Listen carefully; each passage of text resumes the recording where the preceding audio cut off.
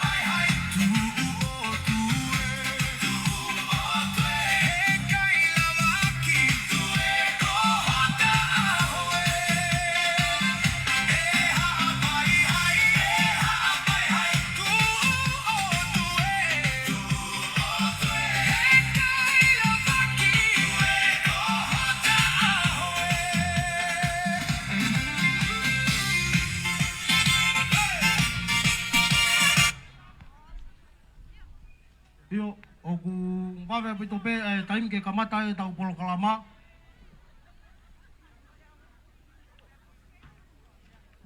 Koe ki whakamanatu pe nia. Koe ngahi whaiva koe e whakahoko I he whaatani o kore atu. Ki nau tolu te nau lava ke ki mua o whakamei te pia mo poupou ki he tareniti o whanau koe ni. Kore mai me ongo matapure ki tō mua e matiso ata. Whahai e tau whakapapa ki he whawhalanglangi o e aho.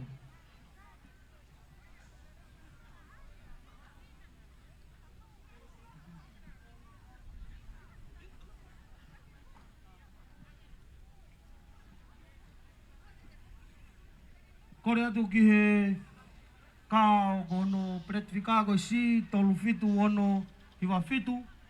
Salote simlai. Pefo ki he rentolo lan pulu. Moe ka taha lan uri uri. Ke whakatata nge mua ai eria ko ia ko hui ke koe whawhalanglangi.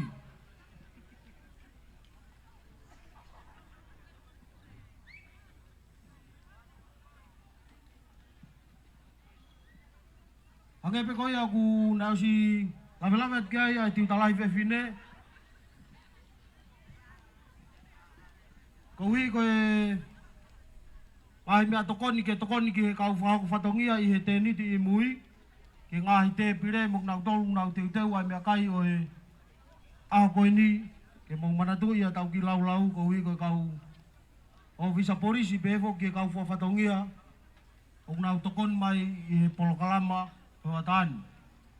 Malo.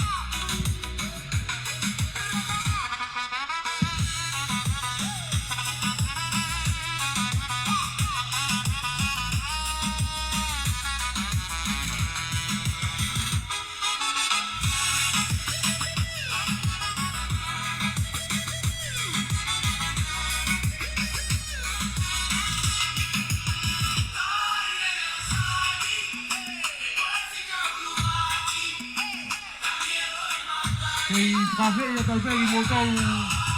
Au kafe pe befo ki hoi koi tutuku mo ki mo tolu hana kato ape. Maka kei taka i apo krea toa tika ke hau mai ke teniti. Atak yo mea mai. Kei whainga maaria pea ngai te pire. Au whakanofo ke mo au whatonga ia toha. Au kafe befo ke kau whai tukau. Kafe mai ke te pire. Ke tawakto he ma. Timuani.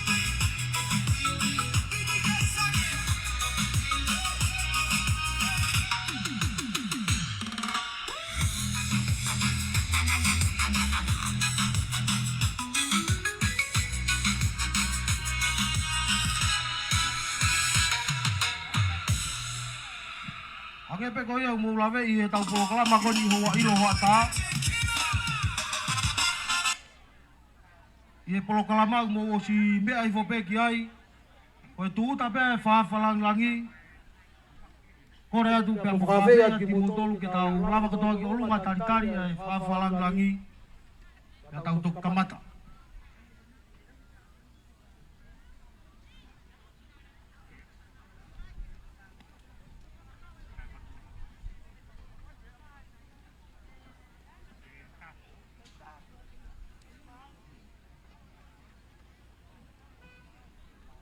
Ake pe koi au ngō lawe i he polo kalama o siai whakahoko-hoko o ngahi taolunga, o ngahi rea. A koe mahui ngā aho pe a koe ne whanonga eni o ikai ke toi tatari mai pe a mei mua. O kukwatu pe ai whainga maari. A ku ke iai hamea o ke tokanga ki ai o ata au pito ai te niti koe ni. Ke whakahounga. Aho mea mai.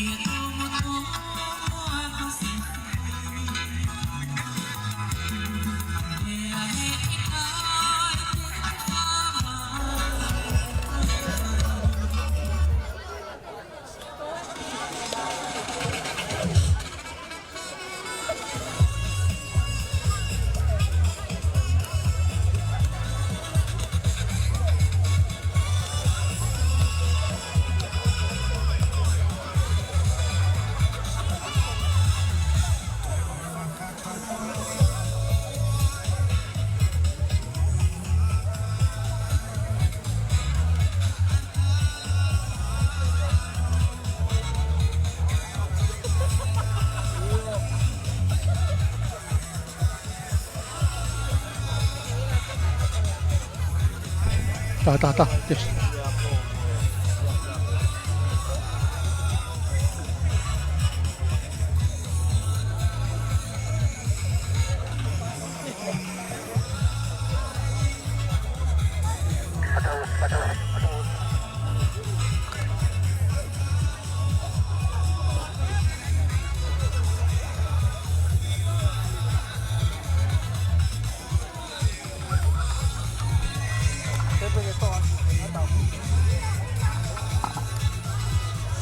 Hello, abito Miguelau. Que fomama lo te pe ngai tar kata po wat ni tau sar como kolare ala fiti pe ni mas em kai hokatu ki he konga hono tolu eni o po kalama ki he ahoni ai wani mata ya ko anga ma runga hapai ko hapai high school ai ko fakakavenga aki e fafetai ko lea ai tohi i fere ai to apia o kutu ai ai ko ai ko apia ni ko fere ai to o ko famahola hanga to mat ni ai ai ngah yo wau o superi siriva tau huan bonga fumani ma o ya ko anga ma alunga hapai high school ke famalo ia pe tau tau sponsor ko ya ki he ko kalama ai pura ko pe be ki kau ngau ki kau ko tutuku ko to pe o ya ko anga hapai high school yo mo ala ni mama e tonia kala ko kama fola tu ai ko kalama super siriva o wano pe me vai no hapai pe famalo ia te tau wong fonga hapai tahaua semana kapitau wabuki kau ma hapai tahatolu he malatu pe he ki he wakmure me fono asteria mo hai como asteria ko ya ko mo togon mai ke lava ke tau finas aki yon fama fola hanga tau no atu i he tatau pe i he ata ka uma ai tau letio ai o wau se persiriva ko ia o APAI high school ai ko Houa Ilo hoatain ai o ku fofofua kamata akia ai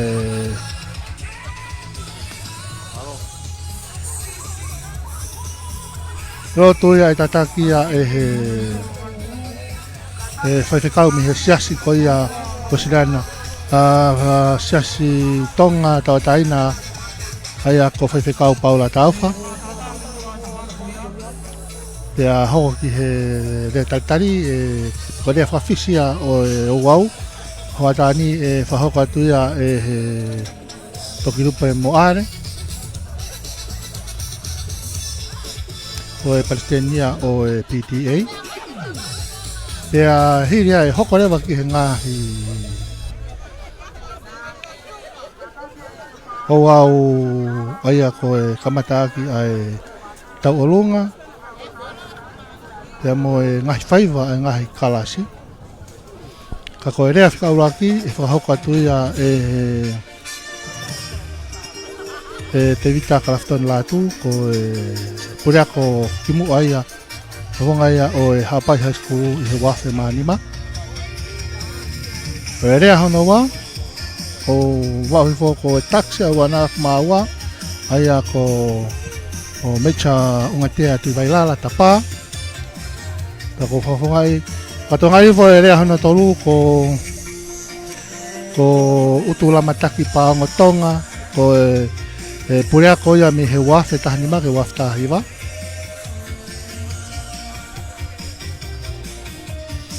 ko ngahi rea te fito ia i he Houa Ilo hoa tani rea ka hi rea mo ngahi whaiva i loto ai whahauko atu ai rea whamalo ana wafe vei koso ko purea ko ia o yako anga mi he wafe wanoa ke wafe wowa tea whaosia krewa lotu tāpuni o programa Houa Ilo hata whaiwhekau siasi tonga tātaina ko mo whewhikau paula tauwha. Hosa kre vai tau fas whakonua. Ko e tua e por kalama ki he Houa Ilo Hoa Tani. A ko e matapure o whaifatongia MC atu i he por kalama ko tahape kaututa o Akoanga ko te vitafiri. Te ko e ex-student pe ia o e huelo koula. Api ako ko APAI High School.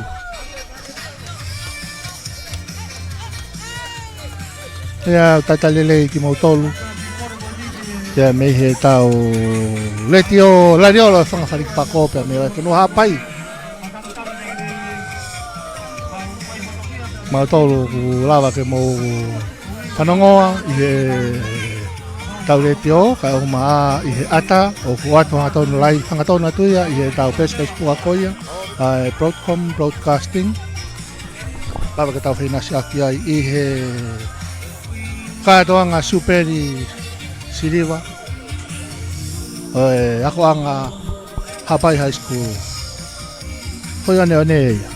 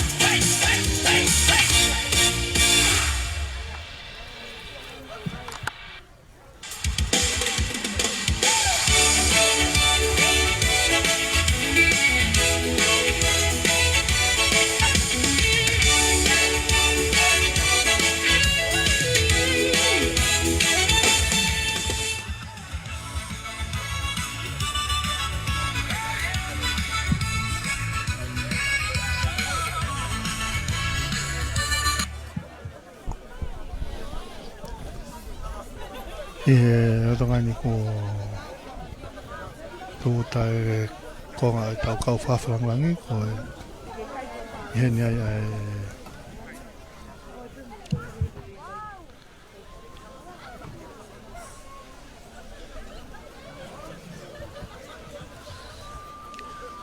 ku kamata ke mau maani e mai whanhono whaia e tau te pire e Houa Ilo Hoa Tani. Hiri pe hangai mo mini timi heni ani mau pe ai whawharangangi kau maa kau whawhe pia kamata ki lewa e tau programa ko ia ki he Houa Ilo Hoa Tani ia kamata ki a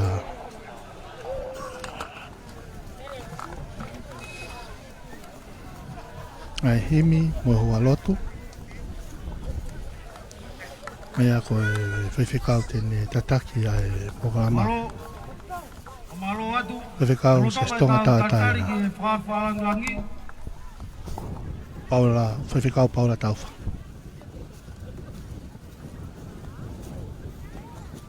e kore atu ai ki he ngahi sarete misini o kukei ofi mai ki he teniti o whawhalangangi kore whamore atu kai ki tahataha atu ki mui rotonga e kei whainga maria pia tau tok kamata e tau polo kalama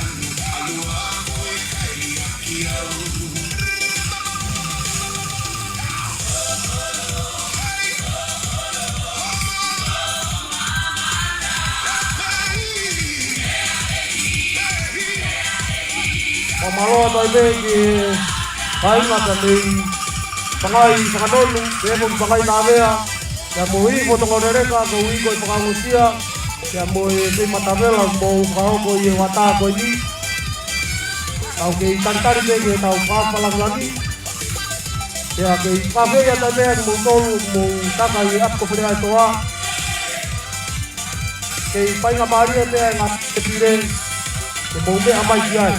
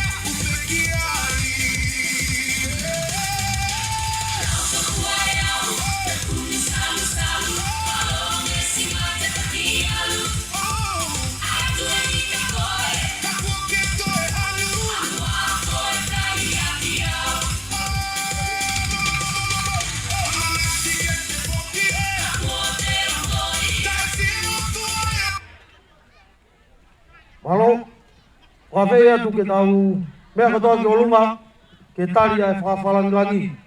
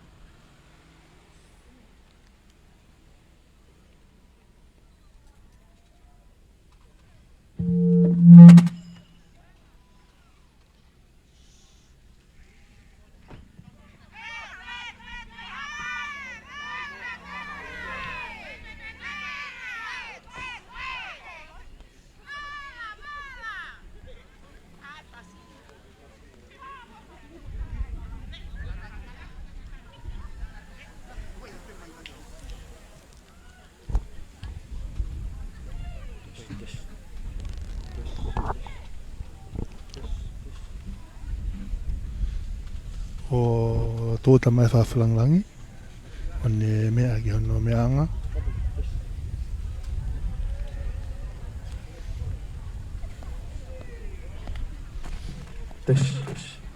Ako tau tuota hawhai whatongia ko ia ki. Tapu ke mafia tua mafia tahu tonga.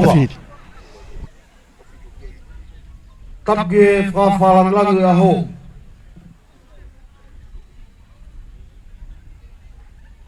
Tapu atu tafu hau. Latu tufunga Muhammad Apure. Tapu ke kau whafonga whakadiplomatika hono koto ape tau kau ngā kau I Houa Koini. Tapu ke tare ki tāko. Ka pefo ke kau ngāue, ka potu ngāue ako. Tapu ke eiko wana vai whunua APAI. Ka kōkore ke whakamalu atu. I e tala whakatapu kakato. O lo tū pēr moe ako. Kaya tā moku. Ke whakatau kei atu ai polokalama. O hoa tā koini.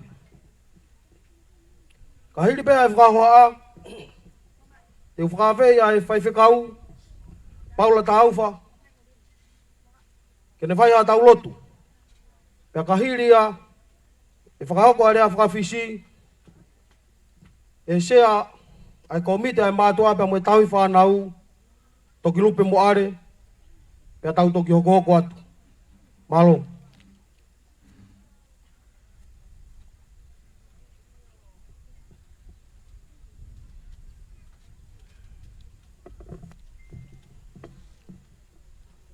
Ki tau lotu ai o whani. E o tua mafi. Mau haka ilangi tau. E mau pata ila atu. O mau mata tau wheiwa ho whai mea o la. Hala whanonga e ulaki aho. Kai mai ulaki polokalama.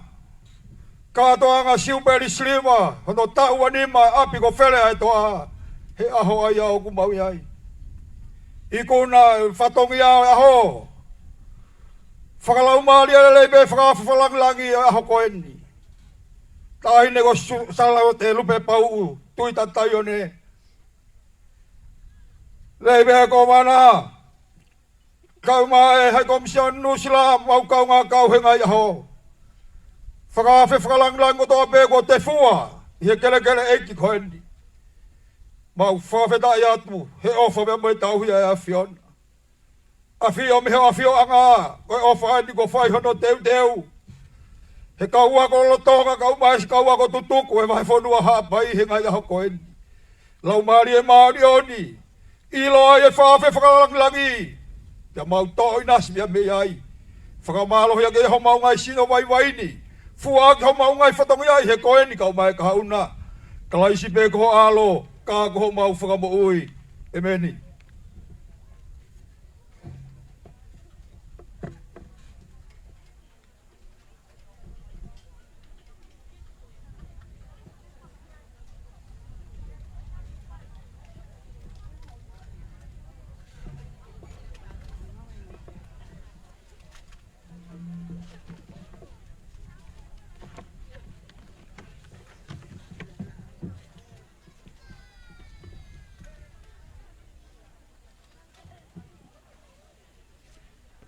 Tapu mo e muni walu e tau kakapa. O kune ao niu, pia ka pui ko tau whatau lam. Tap kia king tupo wono, ko e tui o tonga. Tap kia kui, kaine kui ni, kui nanas pau. Tap mo e whalangi, o e katoanga siu perisirivani. E ki salote lupe pau, salamasina, porea wahine a rii o e hau tui tatai on. Tapa mo hau eiki o e whanua. Tap ke eiko wana. Tap ke kau whawhawhonga o ngahi pule anga muri. Kako ngahi kupu whengawe aki wa ofi o e ako angan. Tap ke tale kita o e ako. Ka mai kau taki ngā ue. Me kau ofisa ma olunga o pule anga o tau kau ihen. Tap ke kau tangatai ki whai whekau. Pea moha lotu. Tala mo ka pui at whatapuni. Tu ke whamal whawhatu pe he tala mo aki o polo kalamani. Pea mo tala kakato o pangaini. O kore aha o ngofua tawhatafa e hau. Ke tala humaki atuaya e whatongia. Koko una au ki ai e hoatan. He ko hai ko haloto e tai fia ke whawheta. I e whakahoko amanaki a loto tatau. O tau kau pe he lau. Pea lau he kau. He maalali. O e uraki katoanga siuperi. Ka koe siuperi siriva. Ai ako angan. O pata ai mo haka i e lanku o tau. Aho mau ngahi loto tuani. He kua whakoloa aki en hata ue ua fulu manima. O e whakaola ai whale maamani.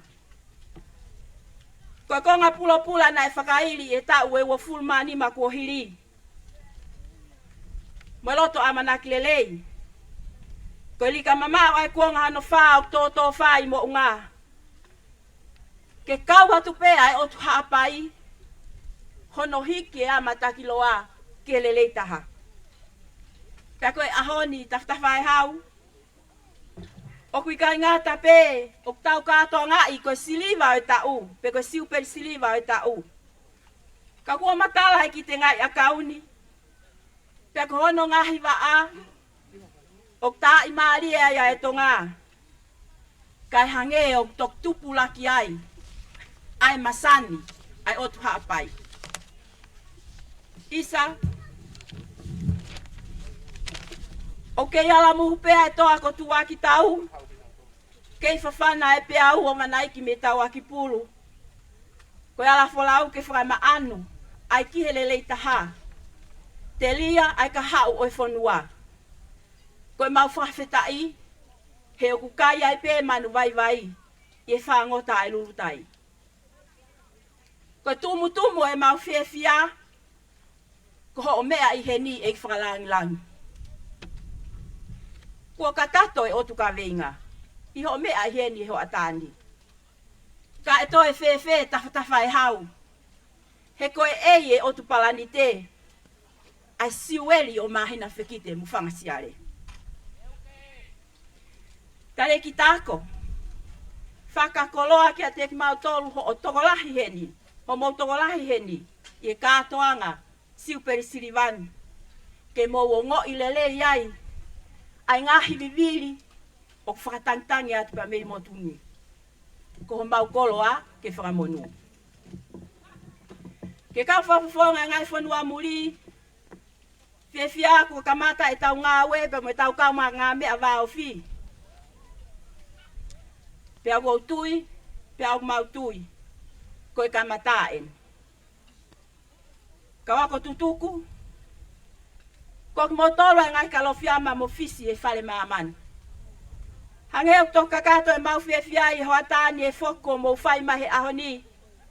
Pea mo e manatu, ko mo whai, ke fat whala na e whai pea me whale lalavan. O mau amanaki lele i atu ki mau tolu. Ke ngai sia ko mo aikona mai.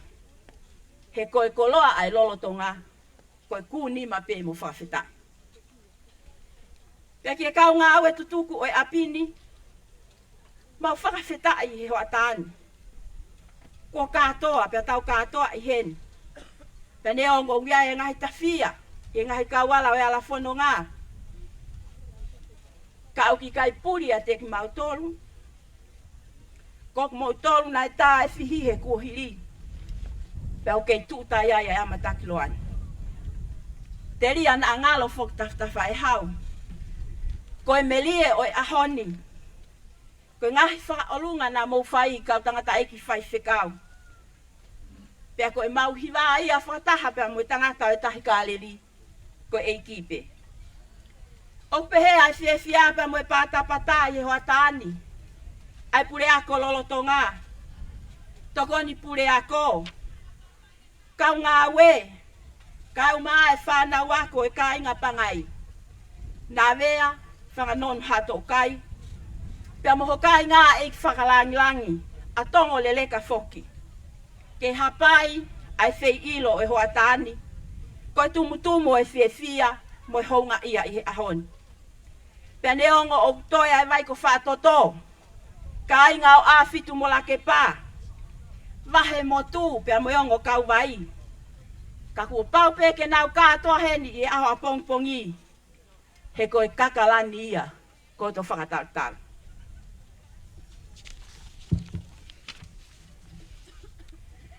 "25 years ago, a seed was planted. A seed of hope, of learning, of dreams. Today, as we gather here, we're not just celebrating the passage of time. We are celebrating the flourishing tree whose branches have touched countless lives. I am confident that APAI High School will continue to shine as a beacon of excellence. The far we walked, the brighter our APAI High School will shine. Tafa ai hau. O ko kore wha mole mole atu. Nā wikai mavivi ai mo ki I whatongia o hoa tāni. He koe wha pe ai koutou tai. Pea mehe ngahi ai ko nā fusi mo omo. Tupe mua ke mauhula atu. He kolosi whanga misteri. O kei toka i he kere o Pulelulu a. Ai taha i koula mahu inga ai otu hapai. Ke ne whai ho mau whakakakato. Pea mo mau whaka a u. Lewe e whakaho haa tua o whātu.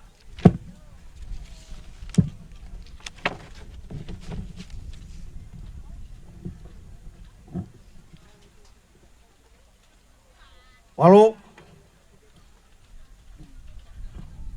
Holo pe mua Houa Ilo tahine whaalang-langi. Tawhatawhai hau.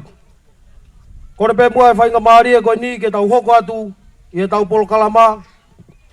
Ha whakameite. Pea me e whanau ako iki ange o ea pea koni.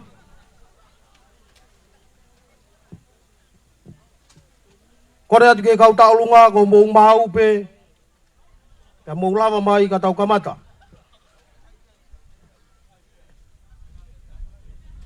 Koe taolunga whaka koe ni tawhatawhai hau.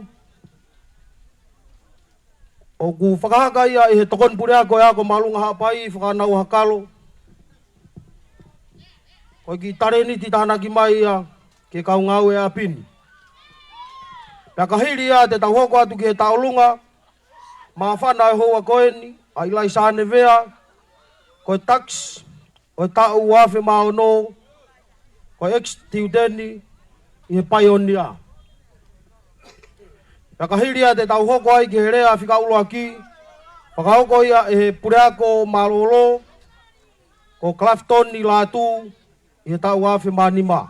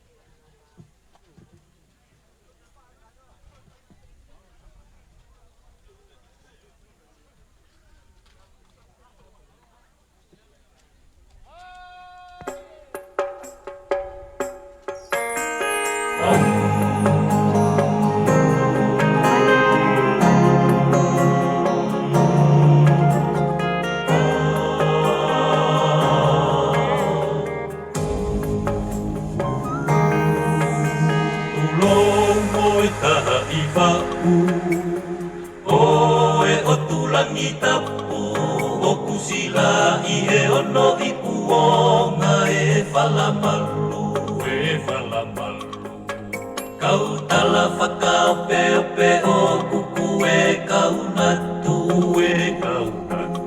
Ko harika o la he whaiku o ngā ke whakanawau. Ke whakanawau. Tātā turi waka o foe foe rua pe moe moe pea. Pe moe moe pea. Ua takai meri e, he sia meri e mei whangata.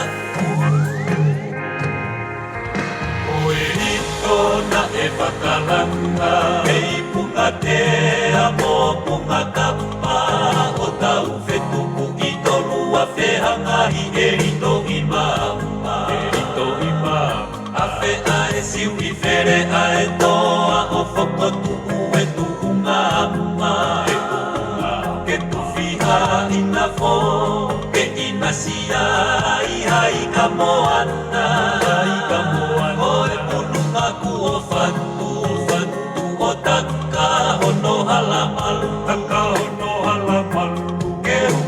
fetuku apulo pula I he kahau Bella hapai hai APAI hai hai ki e a whakatau pasi Te o te tapi e ke a te nire mahi hono tahi Te ua peri ua ki o whakakai kai matanga kai Kei halogiri o I misi he tau mu apungani Oe pare o paku au ka wha o whino himalu Tuku ke utai e ka e toki e ke I he kahau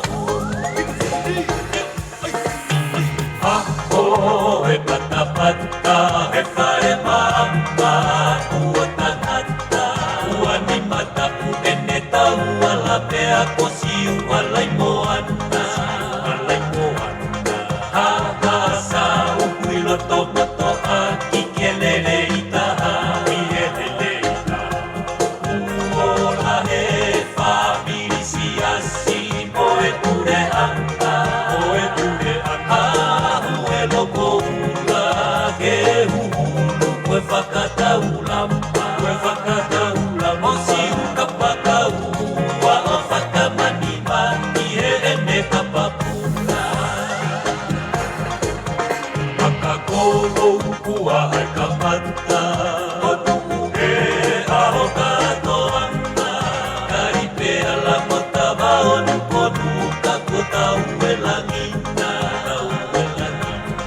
Ala mga ono mapu atonga o la o kotou anga Pae o mo manapa lau kaua I au I to utangata Ka whakawaha mapa He musu pea hakawa Ome I me a whetu Mingira oe o tu where ni APAI hai ki e a whakatau pasi Te o te tapi e ke a te nire mahi hono tahi Te ua peri ua ki o whakakai kai matanga kai Kei halogiri o I misi he tau mu apungani Oe pare o paku au ka wha o whino himalu Tuku ke utai e ka e toki e ke I he kahau Seu ke whakamani mani Oe aho pe oe maalai O tumu o muae ala lulunga ke taria mai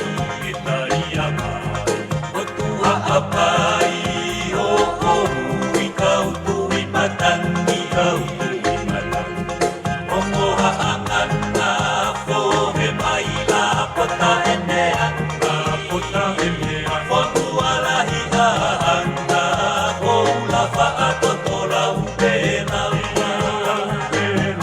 Ole I te hala hono pe kakato Aki where ae toa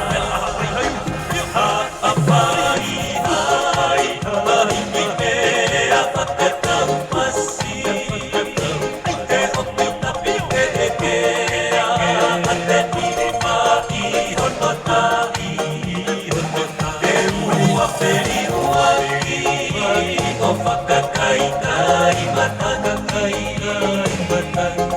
Kei halogiri o I misi he tau mu apungani Oe pare o paku au ka wha o whino himalu Tuku ke utai e ka e toki e ke I he kahau APAI hai ki e a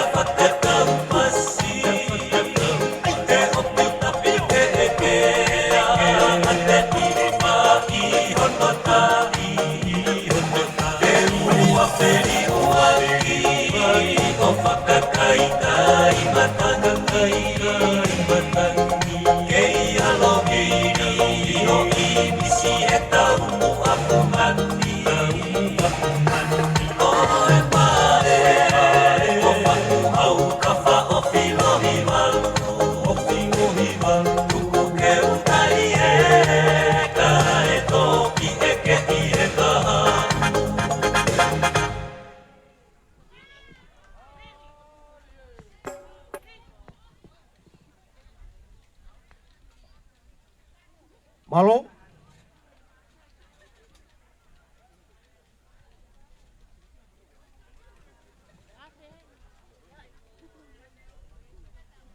Ko e whakahaka na e whakahauko ia he tokon puri ako e ako malunga APAI, whakanau hakalo. Ka koe hiwani na e whao ia e he whai ako tutuku ko sione telefoni. Te tau hoka tulewa ke taolunga ma whana o e Houa Ilo o e hoata koeni. Pea mei he tax, ko e paionia, ko ilai sa nevea.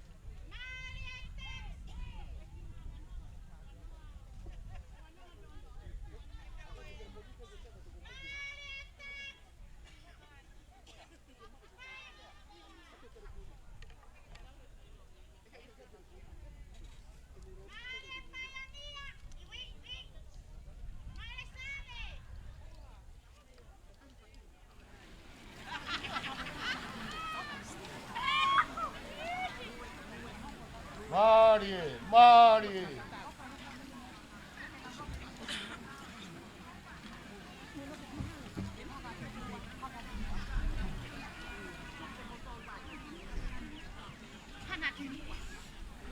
Oi aho eli. Oi aho eli. Kung hafi e sinoma, itau sifia, peleke kai. Sisu koko eia, ai mama modia. Whahira poto kehe, ko hue loia. Whatapu ke a whio, ai o tua mafi, iha tau loto ngā. Ai o ku a ana, ai langi, o Katoanga'i. Koe aho o tuwe, koe aho o mamawa, koe aho o fia. Ka koe fia pe, ihe eki. Whatapu, ki he tahile, whaafe whakalangi, o Katoanga, siuperi siliva, o yako maolunga, o APAI. Eki salote, lupe pau, tuita, taiole. Pe ako kole, pe uhu whangatu, he whakatapu, kua kamata aki, ai aho koeli. Pea tāngata ia te kita o whai ki tua mama o atu. Kai a tā mo file motu ani, pe whakakato hok whatongia. Ko ki file motu a. Ko i lai sāne manukalo, paya i katolia, lea mai hu. Ma o hoa, ki he hala tonga lewa. Ko tas, o wanoa, no ao. Ko i paionia, ao ni o hai. Uwaki fetu ngirila o te whenelite. Sa uwako, e wanoa noa taha, ki he wanoa no ao. Lele mai me homole eia. Funga ulu tolu. Molo kaile. Vai koto mea. Isa, na angalo, ai funga ano hea. Maka ko pauline, mosia fue. O kutoka ai, e kumanatu ofa. O kui ai pehono tu anga, o le tau olunga.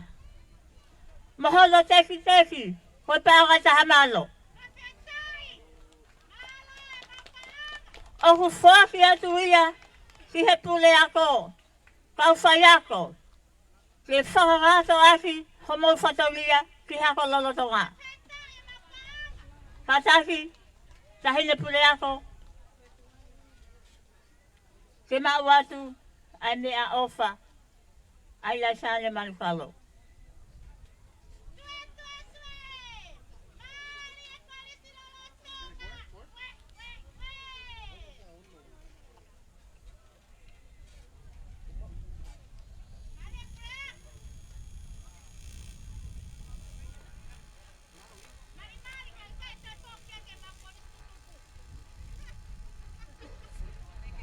Tahu ya tu mesti lawasan ko na pule ako.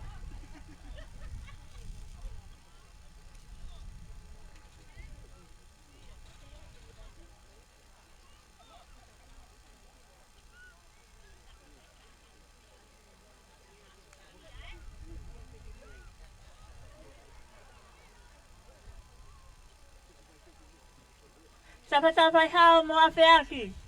Tuku mai hafai nga maali e fina motu ani. Te pasi atu pe, mawhakaki uhiki. O lau whootu a pe haapai masani. O tali whatauria, ki he taimi o kulele mai ai tua o whātu.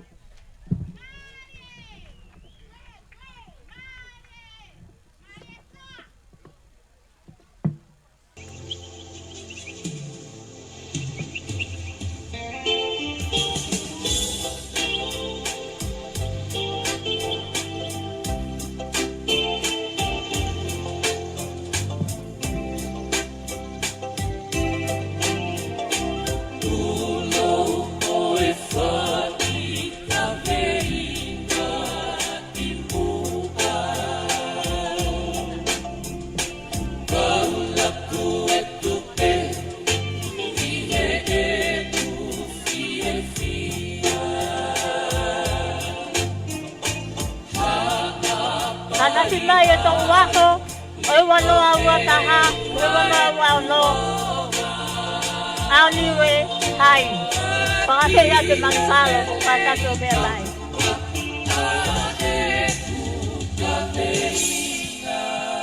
Kato e paionia, pero anyway, hai. Umi amai ki mua. O tau taimi e.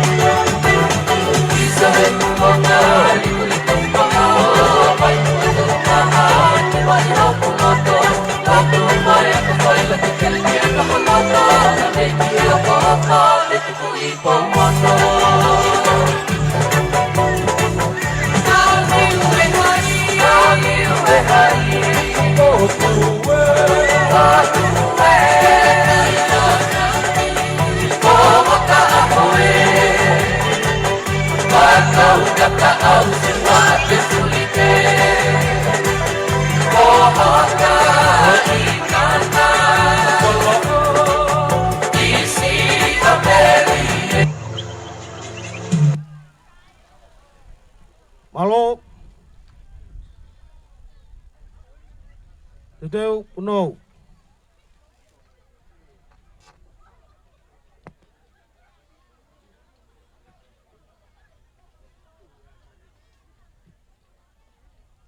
Te tau hoko ki he rea whika uraki.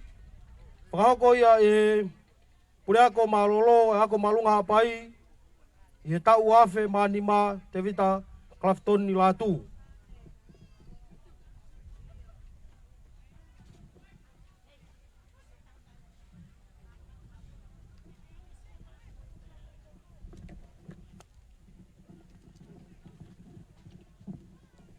Tapu ki he awhio e tai hamai. Tapu ki he kere tupua. Urak wha. Api ko where toa. Matafi. E tonga e rangi e whunua. Tue, mo helo, o naite o hifofua. Kai ata ke whia he siu perikoura. Ko i kare o kano kupolu ke siu he taua. Tapata whai hau. La tutu funga. Ko re hango fua. I homo marae i whai hawha hoa.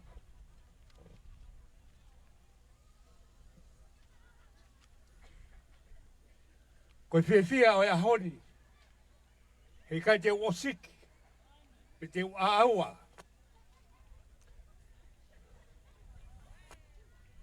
He koe aho eni. O ku wiki ai e tau whia. He alo ofa si hova. Ka tau kau he katoanga. Si uperi siriwa. Pakfutai ke si hova. He ukulele ia. O tolonga tai ofa. O alofa. Hapai veu. Tala ki baba. O waniwa. Unga fonua. Kawai a tonga tapu. Tau whila. Pe tau hike malu. He ko tau haka. I he rango tau.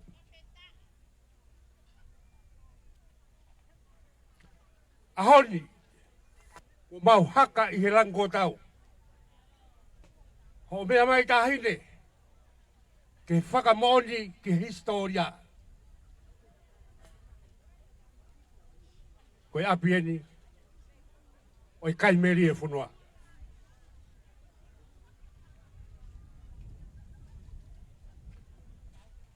E historia o hapai hiri e tau I velata. Lai whakamovete I tau whaahau. Ai nofo whakamatakari. Ke nofo whakakolo. I matatahi o hihifo. O kuiae ngai api. Whakakuonga mua ai. Ko taanga kiki. Ko tule.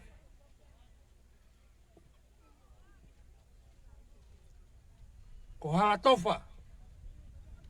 Ko haalako. Ko e nofo whakakolo. Nai pauia. Ke aha no lao. Pea keri hono ngahi wai tupu. Pea koe pana o mesi e ai urua ki hau. He ikai popula hatonga ki hatonga. Ako I atokanga. Ngā tai. He koe mo ia ngai au hapai. Nale afioi. Koe ako. Ko ia tene whakatawa atari e nai. A kakai o hapai. Ko ia nai whakatuwa e koris ko tupou. Koris tonga. He hurak wha. Ko tuwa e tonga high school. Wawau high school.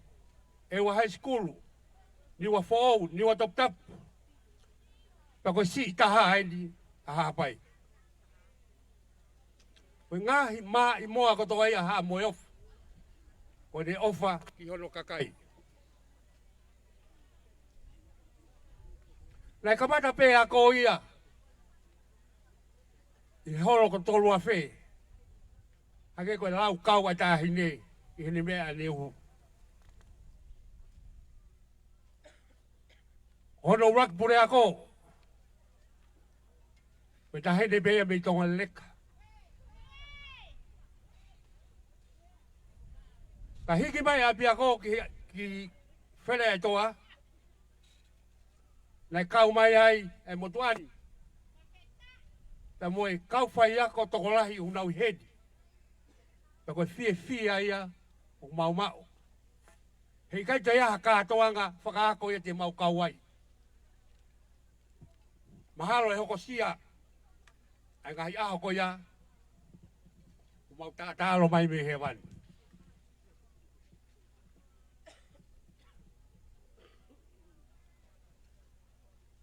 Tau ta whai hau. Tu mua ke whai hamanatu merie. Koe tō ulu niu koni I loto ni. Nai tō ia koe whakamanatu. Oe kau whai ako na nau kamata e apia koni. Nai lahi ai ulu niu. Ka koe ulu niu pa koe nuk mo ui. Mahalo ke kau whai ako pe nai ngāwe le lei. Koe tō e ngai fukteri e koe ni I mui. Koe tō e he titalahi mo e whanau ako. Oe aho koe ia. Koe apiako pe ne taha. I he kuwakai ke ngai apiako e pule anga. Nai taha pe hono matapā. Ai huu ki loto. Ka moe huu ki tua. Mene e huinga pe ia. Ke ilo I he pule ako. Ko hai o kuhu mai. Ko hai o kuhu atu.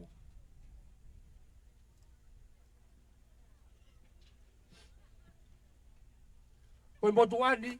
Nai rakilele mai o nofo. I loto apia koni.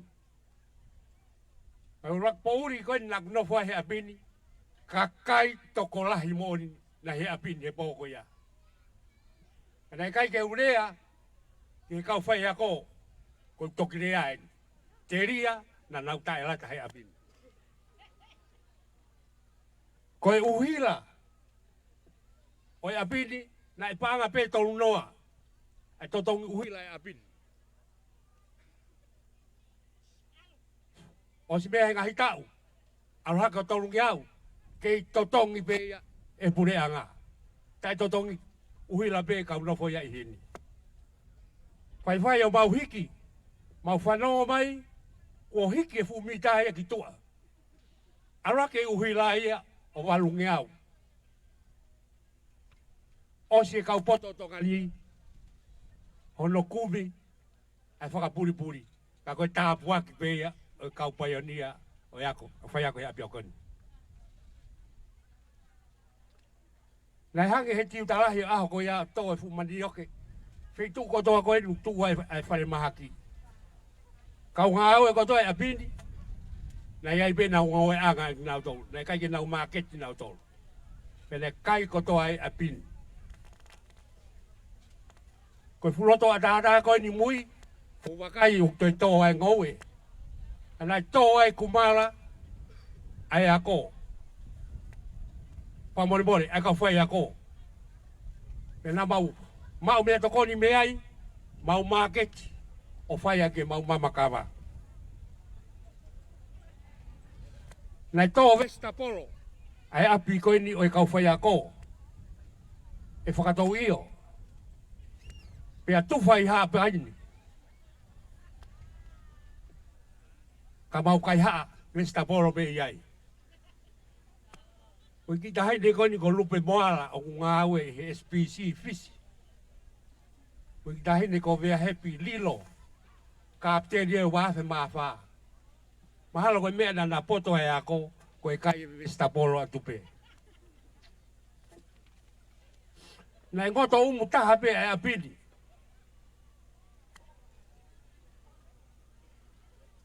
Koe mau mea biak whai koe o ate mau kiki. Koe whei umu koe tiu tarahi oi ahoni. Whei mea tokon bea, o mai bea tokon aki, whai whatongia koe a.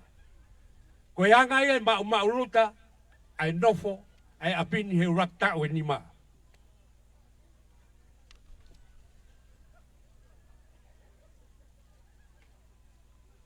I mara si poti, koe urakta o koe ni, o spoti koe na wawau hai i hapai ni.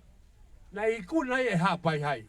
Kei kai mea pehe e historia aho ako, i tongani. Rurak fokutuku. Pēnei wālau a whonuani, koe hae uhinga. Kai ke nau rawei, me open policy ai hu mai e ki hapin. Pea hu mai e kau spoti lelei o hapaini. Pea koe uhinga e nai maua e hapai hai, ai spoti. Na kai ke uhinga na nai sai e nau spoti. Ka koe hui koe whaunga nai whai aki.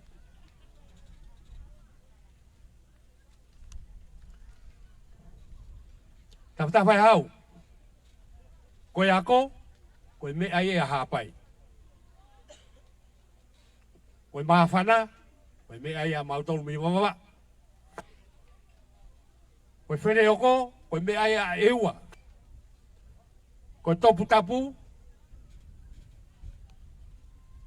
koe whaka ngei, koe me ai tonga tapu, pa mo nio top tapu.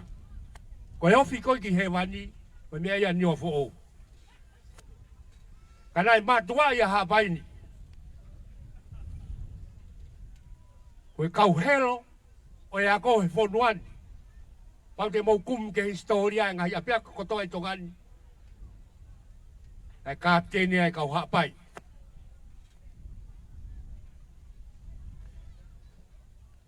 Koe haoni, lau tai fu abini. E lau fia. Katoi fe. He koe ako koe mata i koroa ia a hapai. Koe mai mo ia whai lahi. Kai ai manu vai. I whangota lulutai. Hopo la i taftonga. Huelo. O fu maa maloa. Huluki hai. Ai otua ngafa. To oa e loto. Pe au fia. I he tonu ai tua e monulia. Ngana pe kakala ia. Mono kuonga. Koe otu anga o wha, koe rea ia a hapai. The Friendly Islands. Toki kau mai be gai, e ngai wahe whanua koe rea ia a Captain Cook na toi hapai. Koe hi koe ulunganga o whanuani. Pamalot, i kowana, i huri fospoto. Katau tuu tai he Katoanga'i. Pure ngā we, mune kau aalo, i whakatonu, i whi mau e pure ako. Ki pure ako whine mui, kai loto i hapai, loto lahi, malo e ngā we, maurau kawa i he ahoni.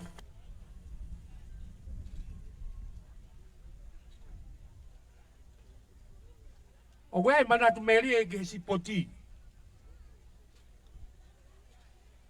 Le tau. I taimi na mau he ni. Le o mai koula lahi au bidau ki tonga ki hapa ini.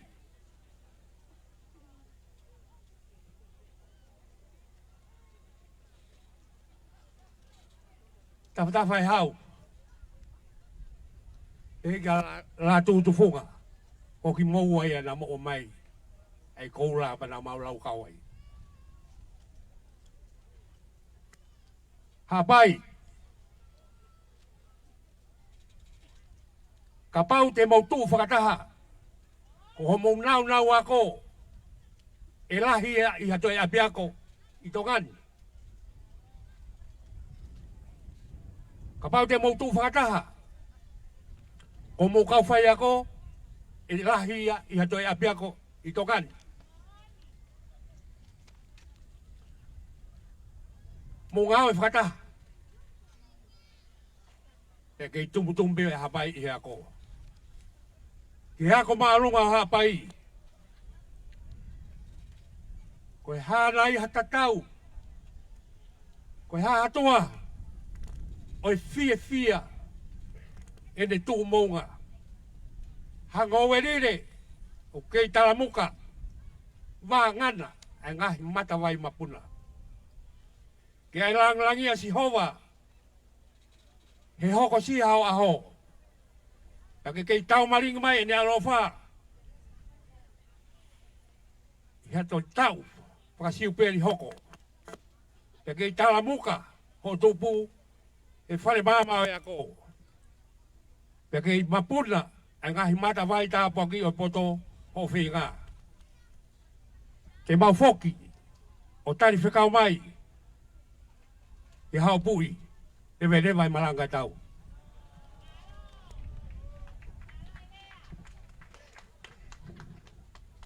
Malo, kore ke tau hoko atu ki he taulunga hoko, e whakahoko ia e he Form 1 ni. Kore atu ki he whai ako pia mo e kalasi Form 1 ni, mau pia mo lava mai. Kahiri a te tau hoko ai ki he taulunga hono ua, i he Form 2.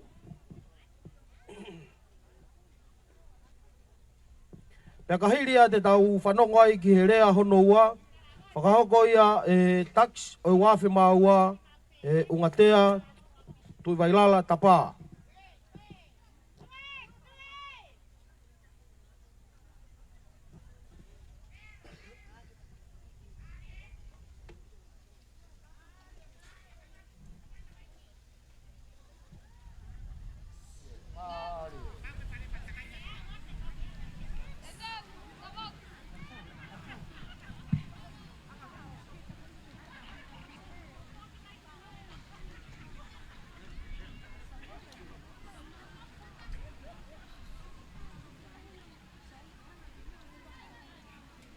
Ono tonga tau tatari ki he taulunga ko ia ai Form 1 ni. Ia tokon pa moe ofa pa me koristai lulu whiunga ia moe panga i tahafe. Pevo ki he taulunga ai ilai sane vea pa moe paionia. Whiunga ia moe panga i tahamano ma wangeau ma wha. Alo. Tuteu. Punou.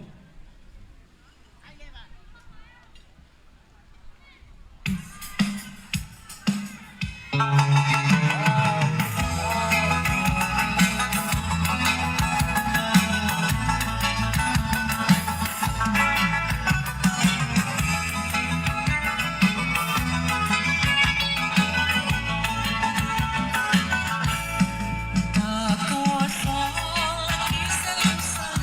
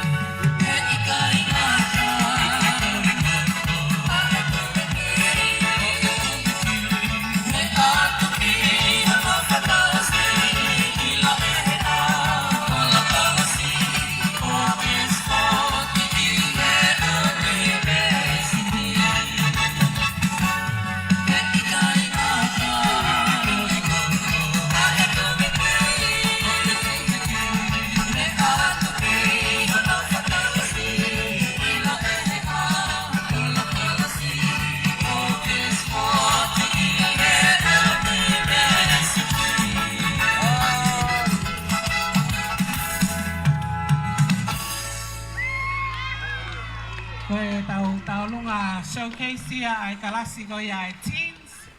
Na nau taulunga atu ki e tā konsola ki seu salema.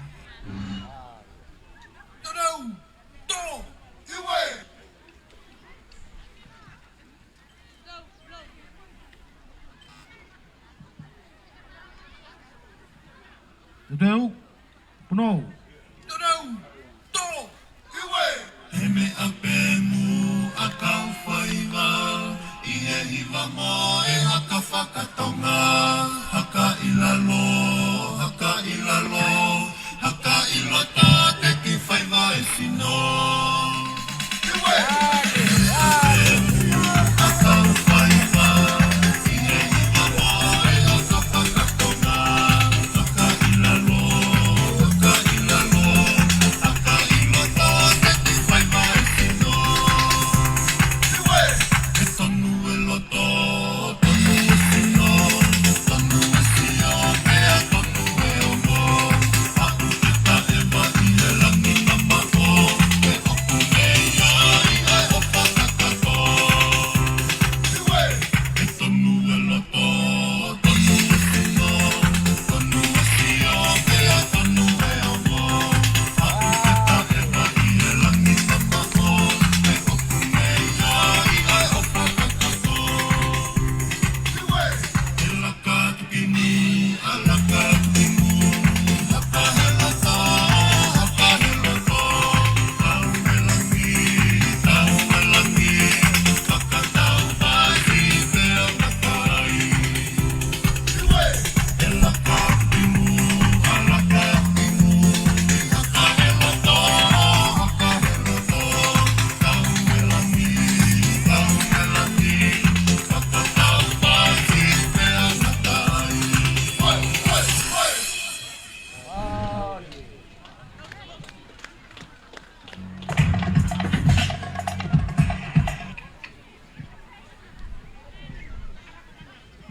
Malo.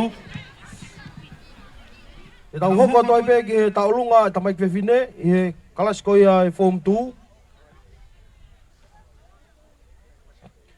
Pea ka hiria te tau hoko atu ai pe ki he tau whakaniua ai whanau tangata I he revolo tatau ai pe Form 2.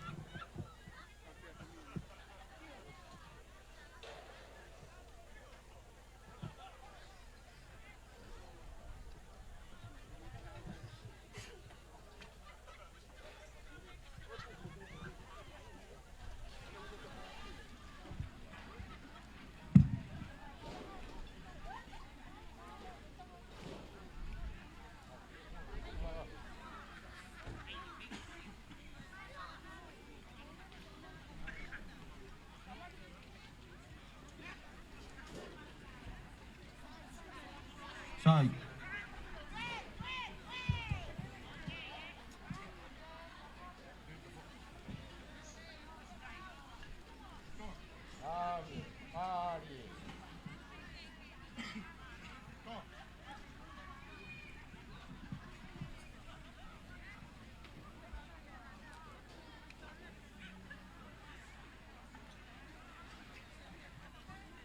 Tudeu, puno.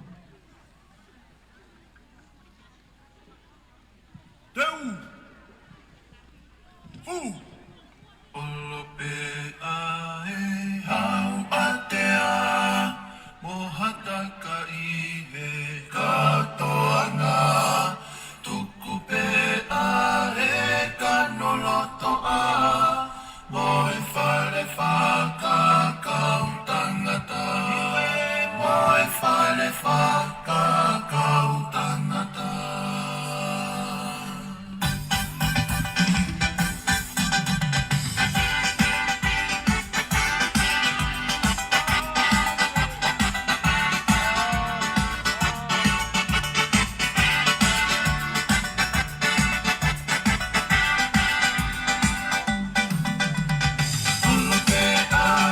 Hau atea, mohata ka I he katoanga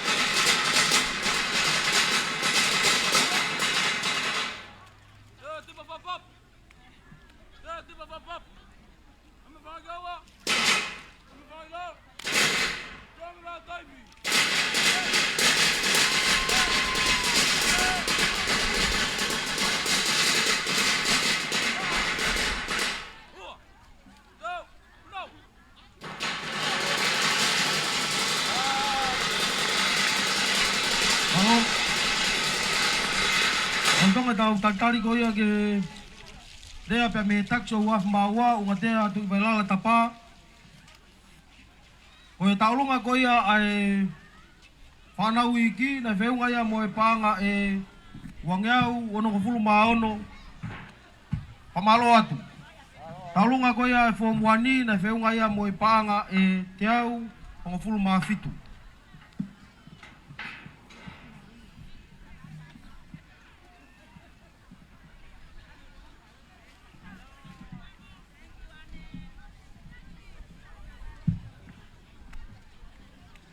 Whatapu ki a whio e o tua i o tau lotolotonga. Whatapu atu ki he whawharangangi o iaho. E iksalo te lupe pau, salamahasina, prea wahina, ariki o hau tuita taione. Whatapu atu ki he eiko wana hapai. His Excellency Mr. Birdie Sinclair, High Commissioner from New Zealand to Tonga. Whatapat ki he kau whakawhai ko toa pē, pēo ko kole atu tawhtapa e hau, ke whakamalumalu atu i ngahi tala whakatapu ko mua aki. Kaya tanga mo oku ai whainga maali ai koe ni, ke whaiha talango fua, ki he polo kalama ko fu tutu, e he pule ako e ako maalunga hapai.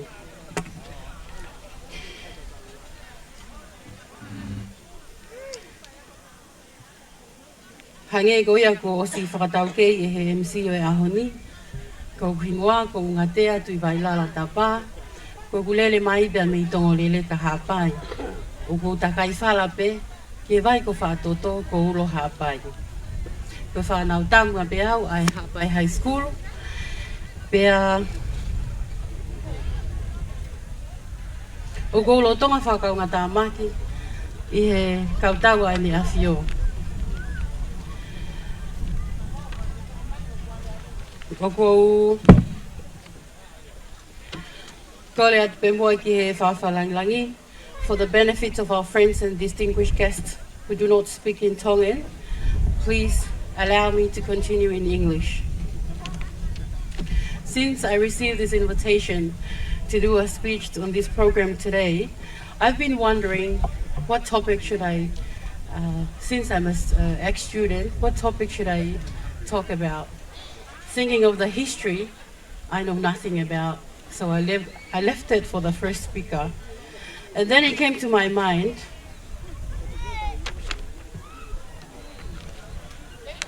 how about I share the experience that I had in Hapai High School. It is a privilege to be here today, although standing here feels a little strange. When I look at the students, part of me still feels like I should be sitting somewhere over there, hoping the teacher doesn't suddenly call my name. And I know some of you are probably thinking, how long is this speech going to be? Don't worry, I remember being a student too. Today we celebrate the 25 years of Hapai High School, and I'm deeply humbled to return as one of the many students whose journey began here. Once I received this program, thinking of Whele Aitoa campus, I came to thought, I once said where these students are sitting now.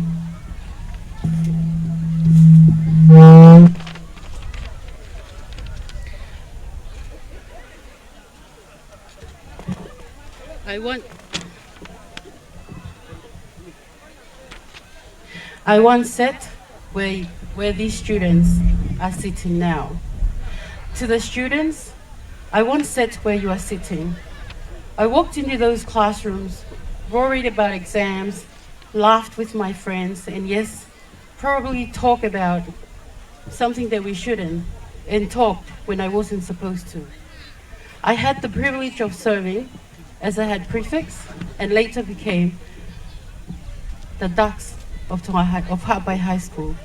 At the time, those things felt very important.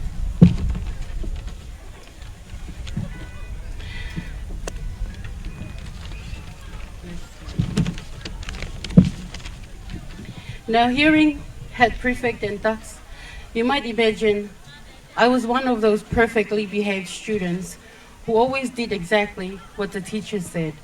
Please don't ask my former teachers to confirm that. Like all students, we developed some very special skills that were never written in the curriculum. But as the years have passed, I have realized that the most valuable things I took from this school were not the ducks, or the certificates, or the positions, or the prizes. But beneath the laughter, this school taught us things that stayed with us. The discipline, the responsibility, humility, respect, hard work, and the confidence to keep going when the road ahead was uncertain. Growing up in APAI can sometimes make the wider world seem very far away. But I want our students to remember, never confuse coming from a small island with having small possibilities. We can come from APAI and still dream beyond the horizon. You may become a teacher, a doctor, entrepreneur, public servant. Oh, and I nearly forgot, a military officer like me.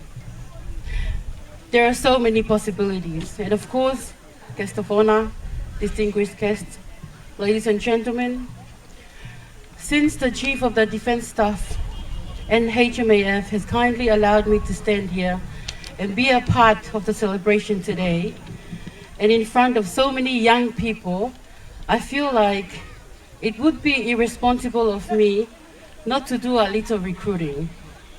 So students, youths of APAI, if you enjoy discipline, teamwork, adventure, serving your country, traveling, and challenging yourself, His Majesty's Armed Forces is always an option.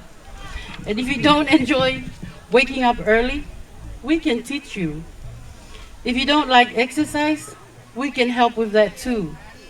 And if you have trouble listening to your parents, well, come and see us. We have some very effective methods. But jokes aside, whatever career you choose something that allows you to grow, contribute, and serve a purpose greater than yourself. When I sit where you are sitting, I certainly didn't have any whole future planned ahead of me. And you don't have to either. Sometimes you simply need to do today's work well, today's opportunity, learn from today's disappointment, and get up tomorrow and try again. Those who helped us, to our former principals, teachers and staff, mahalo au pito. Sometimes it takes leaving school to finally realize, oh, that's what the teacher was talking about. That's what the teacher was telling us. And sometimes it takes becoming adults ourselves to admit, perhaps our teachers were right after all. To our parents and families, mahalo au pito. Behind every student's success are people making sacrifices. And sometimes believing in us before we have learned to believe in ourselves. To our students today, when you look around and see ministers, directors, principals, and leaders, don't imagine that everyone here always knew exactly where life would take them. We didn't. We made mistakes. We experienced disappointment. We had doors closed. Success is not always a straight road. There will be times when you work hard and things still don't go your way. but those moments do not determine the rest of your story. So aim high, but remain humble. Work hard, but remember where you came from. Become success, but remain kind. And if you are given an opportunity to lead, remember, leadership is not about being more important than others. It is about accepting greater responsibility for them. For the next 25 years, today we celebrate the first 25 years of APAI High School, but perhaps the most exciting part is not behind us. It is sitting right in front of you. Among these students, maybe a future teacher, doctor, engineering, a military officer, a director, perhaps even a future minister. 25 years from now, when APAI High School celebrates its Golden Jubilee, hopefully some of us will still be here, and hopefully somebody will remember to invite us. But I hope one of you will be standing here saying, many years ago, I once sat where you are sitting. I am grateful for the opportunities life has given me, but equally grateful for where part of that journey began, here at APAI High School. To our students, your story is still being written. Dream beyond your shores, work hard, remain humble, take every opportunity you can. And wherever life takes you, may you always be proud to say, I came from APAI, just like me, born and raised. I attended APAI High School, and this is where part of my journey began. Happy 25th birthday, APAI High School. Pehange koe whamaaopo ai whaituna, I borokalama ani uhu. Koe lewe ai kumalanga, te whoki atu au ki tongo rereka. Whakamalo lahi ke pule ako lolotonga, he ngā ue lahi ko fuesia. Ia moi whaka tala monu ki ngā hinga whawhatoia, ko tuku mai pia mei mua. Malo au pito, pia awhalahi atu.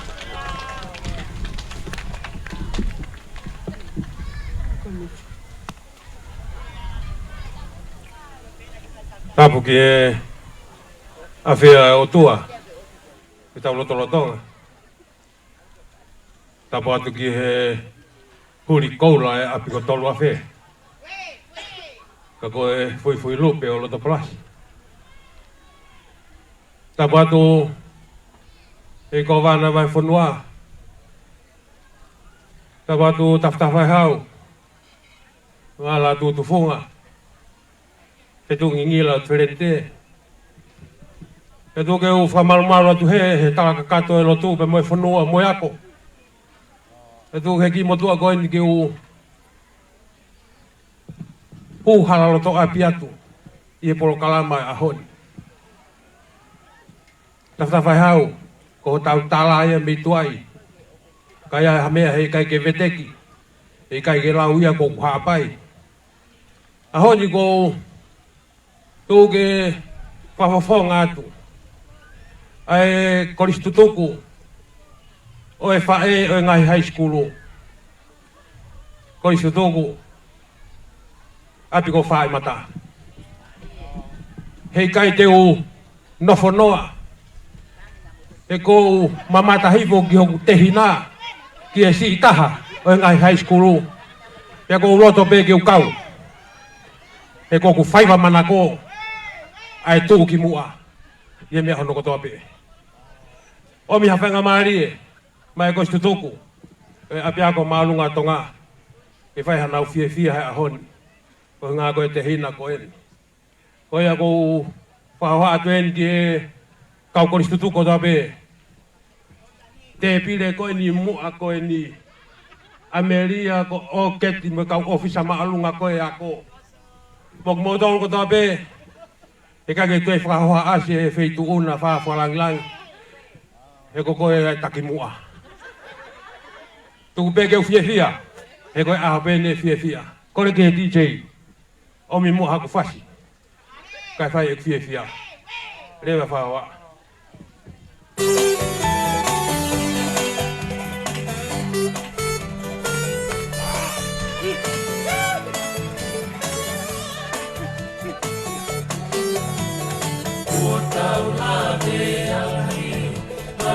ai hono momona Koe e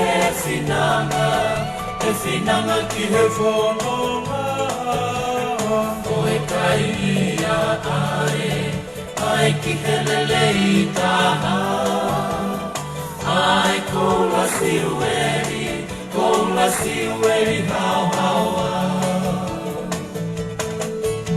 Samone tele anua mo kaha Koe fale oi fale mama Ai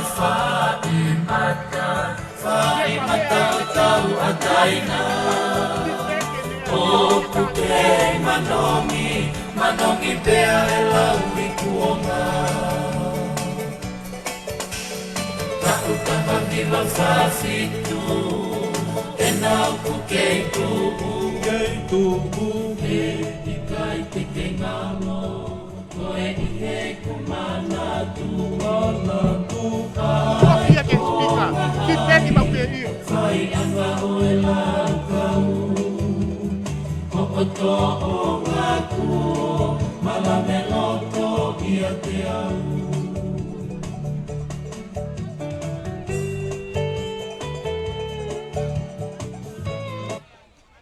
E finanga ki he whanonga Koe kai ai ki he lele i taha Koula siueri hau haua Samone tele anua mo kaha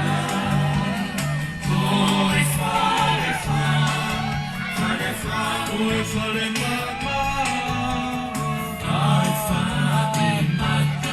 fai mata tau ataina O pukei manongi pea e lau i kuonga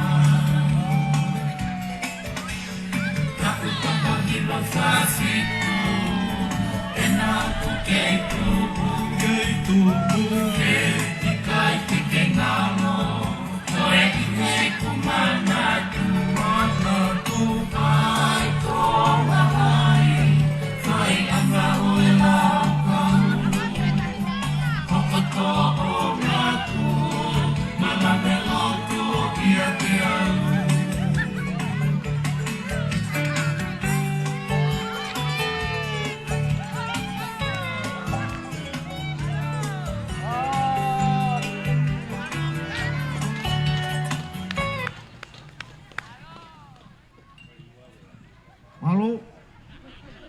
Malo atu ke kau atu tutu koe ako malunga tonga. Ui ko taulunga mawhana koe au tau whakato i he whataki. Tapa mo ya fio tua mafio tau roto nga. Kaya ata ke kai fia te ki fatongia koe ni ma si motoa pule ako. Kore atia vea tongo rereka mo vea tue mo nau tolu ke whawawave mai. He utuku mo whailai pangai. Wai tau rea tonga au pehe. Koe nofo e whono ngā kai ui moa. Koe ki whono ngā ia koe ni. Whakatupu a manaki. Whakalanga rea nge koe whakatapu. Whakamau ke tau wakai mo e tau sio. Ka neongo ia. E si pere la kai haka fai. Whafofonga te honga ia. Me ki family koini. He fie whalama e potu ngā ue. Ke ki whine motua koini. Ka ki hanga ue e siva. Ka ki hamea e uke pesia. Ka koe amanako mo whai ma e. Ki whine motua koini ok maulangi ia i pa mo ki family. Tuk mua ke whakarawe atu ai pe ai ki motua koe nuk amanake ne whai e ki tau olunga koe ni Patrick Falala Mafleo na ne hoko koe whetungingina e wafe ua wha pia neongo ko ne whoki atu ka kui kai ngalo he motuani ai whai mea rerei mo e sikaki mo e nai na e whai e whae ko inga koe Hapai High School maana. Ki lau whawha tuku, whalaua whawhihu a ngoku mi awhia ki hito ko wanoa. Pia fungani aki e ke tonga whatwha. Iai mo ki tek-teki. Ko toko ni ai ke fine ko lea tue, lea tongorereka. Kia ki fin motu apure ako. Ka koe uhi na iai e ne ki whanau ko Tareman. Ko kau ia he kau paionia pa pehe foka Selafina. Na nau kau. I he ako he ape ako koe ni pa kui kai ngalo e tek nau tolu. Ai ngahi mea lelei na whai he ape akoni. Koe ki i koin koe ia tolu afe. Whakataha moi ki nau koe nā kou kore atu. Tuk peke tauhi atu mai tahi ne whakarangirangi. Whai aka ki tala noa ne ongo kui kai lelei. Fofonga walua pia matakovi e ki whatongia ka ua e fia mo whakawheta. O whaatu tā maha ki i whasi minute pē taha. O whaatu.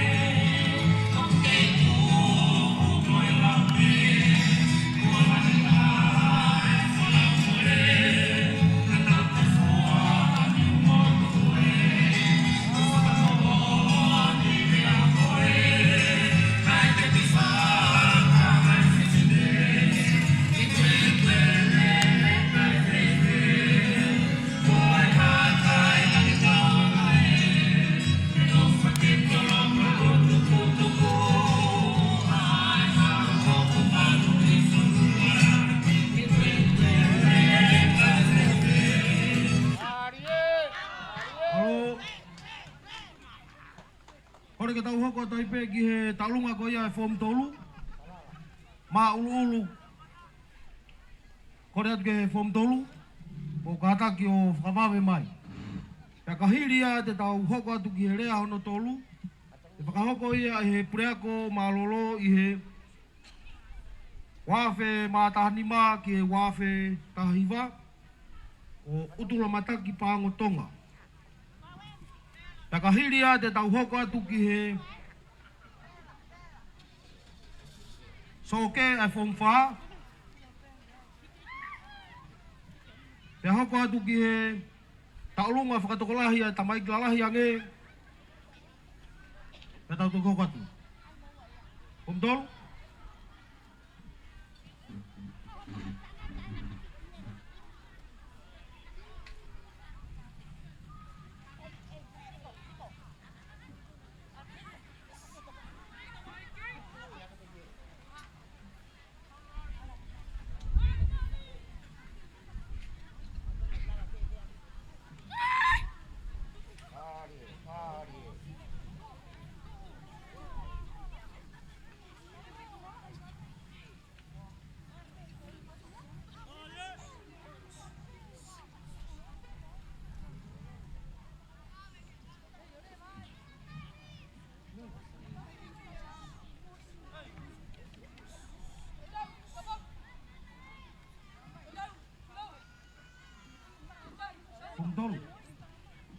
Wa unu ke kilo tomari.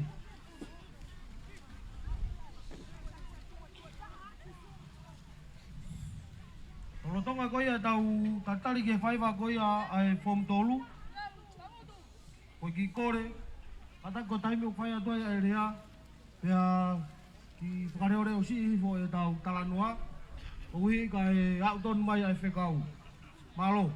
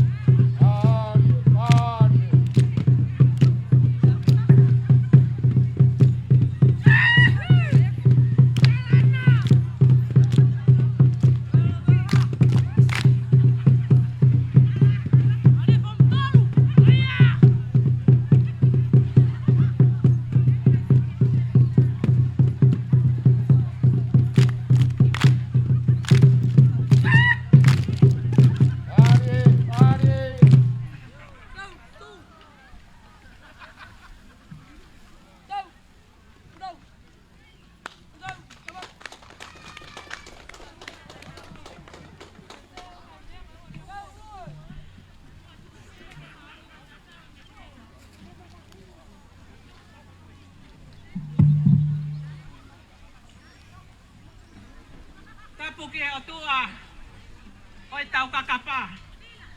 Ka koe ao niu koe whakalewelewa. Tapu ki he tahine whakalangangi o aho. Moi katoanga si upeli siliva ako malunga o hapai ke tau wanoa wano.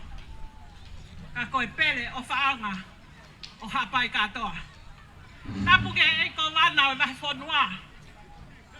Hei komisiona o Puleanga Nusila. Whakaua toi whatapu ke CEO o potu ngawe ako moi ako ngawe. Tapu atu whetu ngingila. Tulau atu mua ka hufanga he tala o ngahi whatapu kakato o whanua ko whatapua. Moi kele kele eiki oi api ko fele ai toa. Whetu ngingila. Whamore mare kai o mai mua haku whainga maali e. Neongo e api api ai taimi. Ke o hifo atu pe mua i tau mua. O whamonu hoko loa. Ko omi moku he houa koeni. Hei kai te ulau historia. He kua mai opo opo hopangai eki whawhalangangi. Pe he kai te manatu melie. Nā te hanu ai. He koe tau e ni mamalo. Nai whakateunga aki e whini motuani. I he ako maalunga o hapai hai. Kai tupe mua ke to oa ai loto e whini motuani. I he mawhana ke te kau he pue he whia o e aho koeni. I kai ke ngata i koe pauaki i he kau tai mua. O kau holo mua ai api ko whele ai toa. Kai malo hono manatu i e whini motuani. Pea kou lau koloa lau tapu aki ai. Neongo ko ele a nai whakaamu ki ha taimi. Ke wahe wahe ai e ngahi lelei o e ako angani. Na aku whau mai ai. Kai tumpe mua. Ke whakanau nau. Ko hinga ko e taimi. Ko e nia e aho na e te waki ki ai. Ai whewhine mo i tangatai whanua. O hapai meu. Ka kohono Katoanga'i o siupeli siliva o ako maalunga o hapai. Koe wani mata ueni o mai moa aha moe hofo. Pea whai hono pātalo aki e Puleanga o ene awhio. Puleanga tonga kai umaa ai potu ngau e ako. Kau Puleako kai umaa e Puleako lolo tonga kau ngau e. Oi api koeni. I kai ke ngata ai PTA e ako maalunga o hapai. E ko wana e wahi whanua kai umaa hapai kotoa. Na ia e kau holo mua. Pea koe e whakapa-apalahi ka te nau taolo. Koe whia e ku talu me ane uhu. Ka te tau mātuku hei kai ke osi ai lelei o ako angani. Whakawhetai ai a osia o aho koeni. Pea moi ki laine nau me he same a te vita ko hoku amanaki anga ko si hova. Ule ako ka umaho ka ungawe. Ka umae hapai kotoa ka wako tutuku o ako maalunga o hapai. Mo oni pea elea ko si hova ko tau amanaki anga. Ko enia ai amanaki anga e ko wanaka umae wahi whanua. Amanaki anga e family. Amanaki anga e tonga kotoa. Ko hinga pe. Ko whanau o ku whakate fua he api ko whele ai toa. Mea mali e, ko si hova, nei tuku ki ai ai amanaki. Whele ai toa, malo e te tangata, malo e katoanga fia fia. Lave monu ai, ai fini motua koe ni koe lele pe mei tahi, ke whafofonga e whatongia oi aha koe ni. Tala monu atu, ke pule a ko kau maho kau ngawe. Moi hapai ko tope. Api ko whele ai toa, ko koe hoku o whaanga. Lewe lewe whahoha, kau tatawai. No. Kore atu ki e soke koia a form 4. Hou hoko mai rewa. Nakahiri a te tau hoko atu ki e taulunga, pakatokalahi, a tamai tolahi. Nakahiri a te tau hoko atu ki he rea whakamalo, e whakahoko ia e he pureako lolotonga o e ako maurunga tonga. Ako e pureako malolo e Hapai High School, wanoa ki wanoa ua. Ka te tau hoko atu ai pe ki he lotu tuku, e whakahoko ia e he pai whikau, Paula Taufa. E a whakaosia ki ai whais whakafonua, e ifi ai ako maurunga Hapai.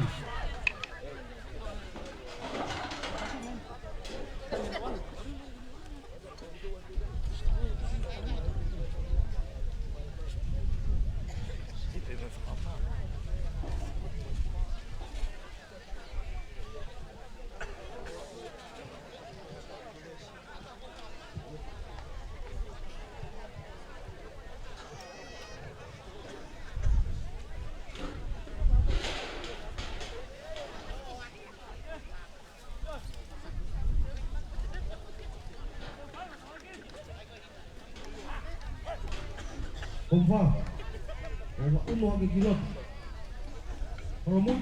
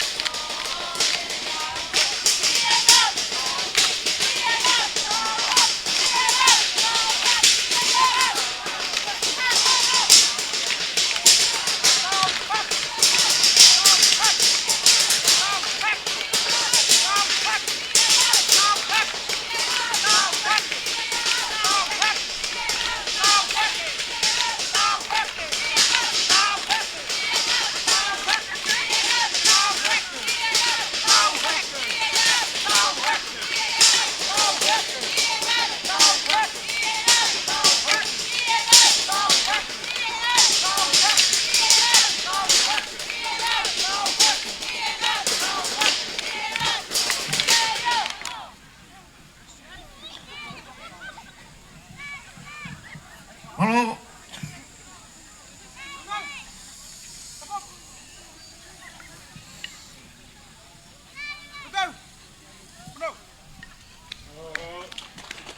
Ako ko at lewag talong ng FAKAMANATU.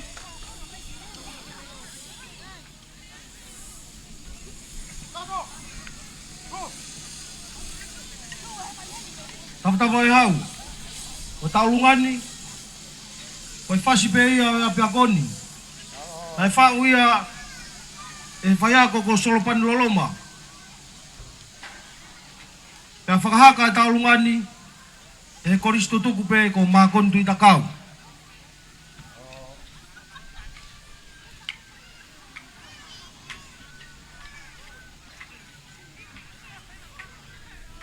Korea tu ke kau talunga mau pe pe mau fakava pe mai.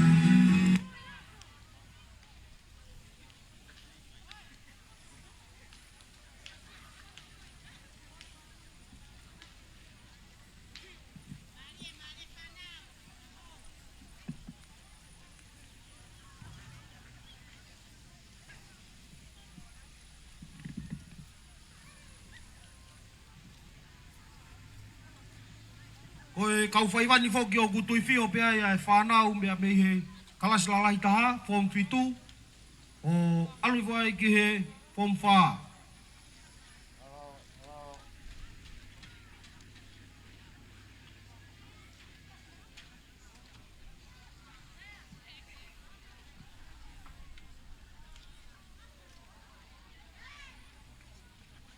Alui wai ki he form 4.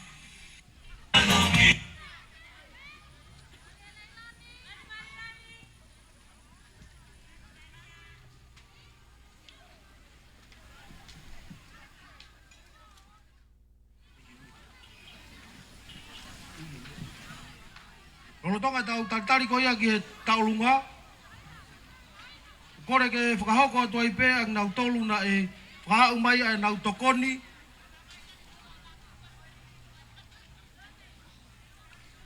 I korisi sangato sosefo. Ko nau tokoni ko paanga i tahawe. Pēfo ki he ex-student o wanoa wataha.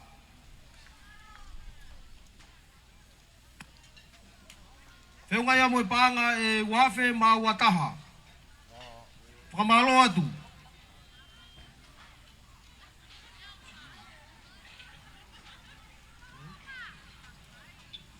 Kata ex-student ai tonga high school.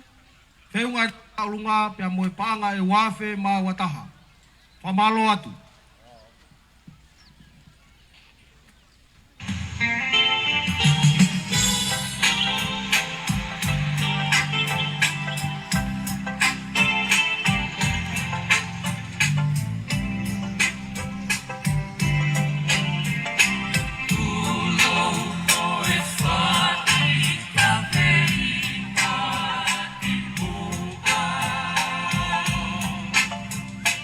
Kau laku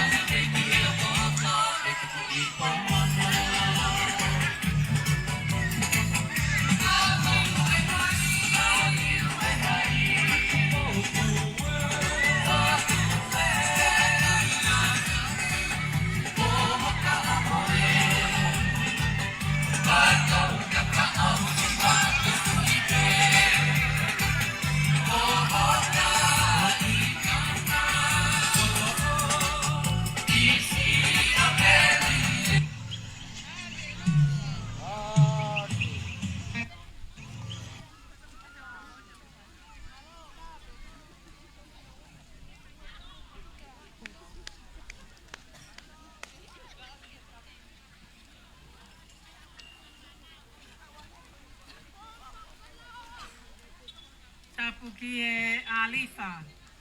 Moe o meka o afio e kilua moe otu whanakena. Tulo ke api ko tawa ki pulu, ki e laa o kei huhulu, ka koe amelali o e tautahi, tama ko tupo wono, ko e hau o tonga. Patap ke tahine kuini, ka koe fatu pae koula o tonga. Patap ke tahine whakalangi o e aho, mo i katoanga siupeli siliva o e ako maalunga o hapai, ka koe ala mea o e api ko whangasiale, eiki salote lupe pau salamasina, urea wahine ari o e hau tuita taione. Patake ko mana vai fonua hapai, Dr. Pita, Tawhatofua, Your Excellency Mr. Brody Sinclair, pea ko whatulo watu he, moi toa ko tuak tau, ka unga atu pe he pea wongo, o e whanga whaliki pako, pea ko kore ke hu whanga atu, i e tala malu kakato o e whonua mo lotu, ka e whia atu hawha malo. O tapai, o kou tomu atuku, hawha whita e ke tui o langi, e tau langau, e tau wholau. Neongo na e toka loloto ai mafua, kai whawhetai, he kuoli taula ho tau waka, pe au kei hapai pe a hapai. He ko sihova o tau kolo malu, na e momoi ki ai e he uluak wha, pe a o whakamau whatu ia ke sila, mo e moto ho tau whonuani, o tua motonga ko hok tofia. Tahine lupe pau.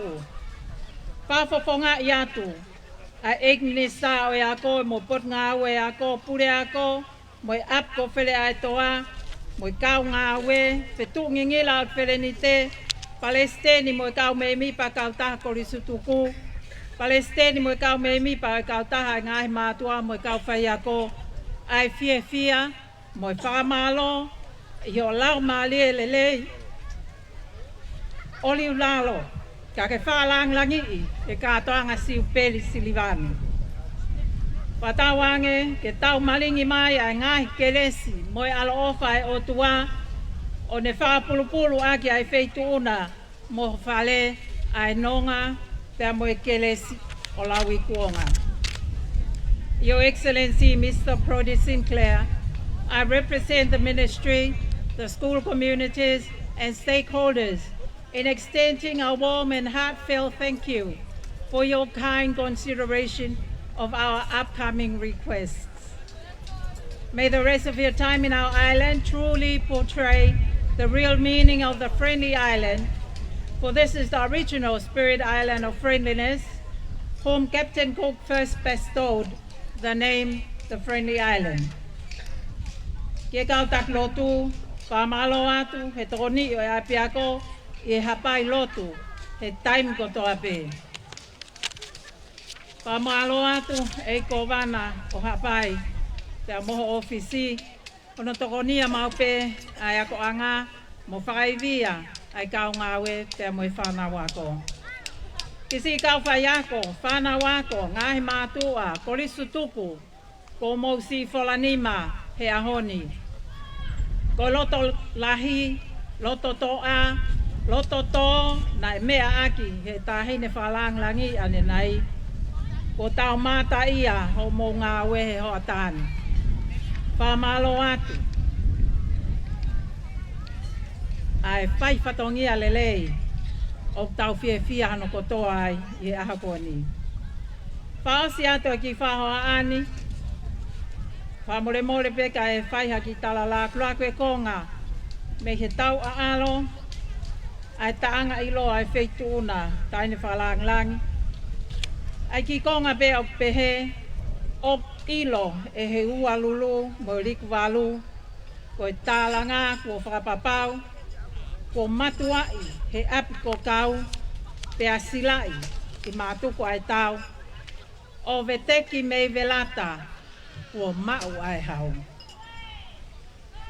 Ko e hau ia na e langi mamao, ke a koi hono kakai. Ai uluaki wha. Ne ongo ne toki whakakakato e he la a o e wha i kuonga ke whakotuu e mā i moani i he otu APAI. A honi, u tau maalali ai he siupeli silivani. Whawhetai o takau he lau, te atalau he kau.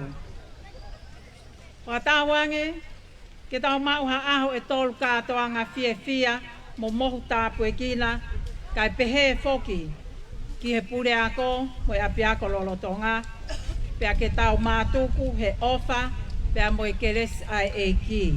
Lewa e whahohaa, tau tatau atu.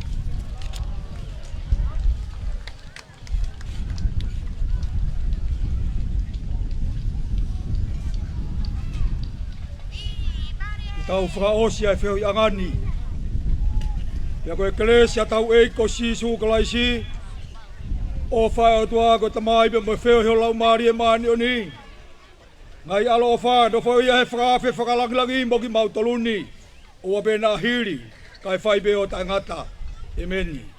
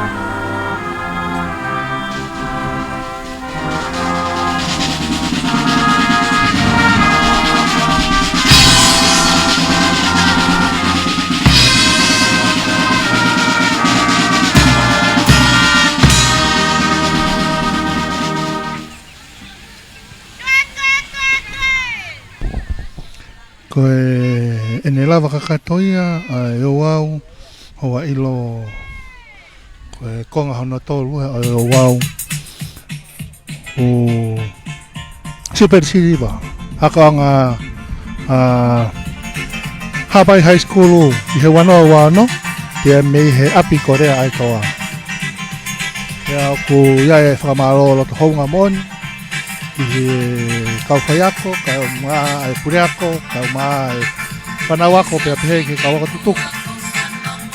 Ai mo wala ni mamai, i hono tokonia, ai whamawhola hanga tonu koe ni.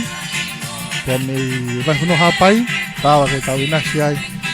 Mo tau kotoa pe, tau ke inasi aki he ngā lea, kau maa e ata mo rea. Te whamaro makehe ki he ongo whawhonga, APAI. Ai APAI tahaua kau maha APAI tahatolu, APAI tahaua ka Simon e kapetaua wuki. Ai pehe ki APAI tahatolu ki he malatu. Ngā ko mo kau ngā kau kata. I hono tokonia mo te lava ke whakahoko ai kamwhola ngā tonu koe ni. Bea mei he wahwano APAI. Koe ngā tuku o e ahoni. Ai e programa e hokatia po ai ko aloha night. Ko pongpong te tau to te longa ki ta tau pe hoa a pongpong ai ko malanga ia e whakahoko ia a pongpong. Nā ai aho. Ia ku ke tatau ate ka e poki ki he Green House, malo apito. Ko au ngas wauta ka uma Kung vai ta ko ano pa tegisina ka uma Webster there. Kung beto mo mai ka mo mea kuaka.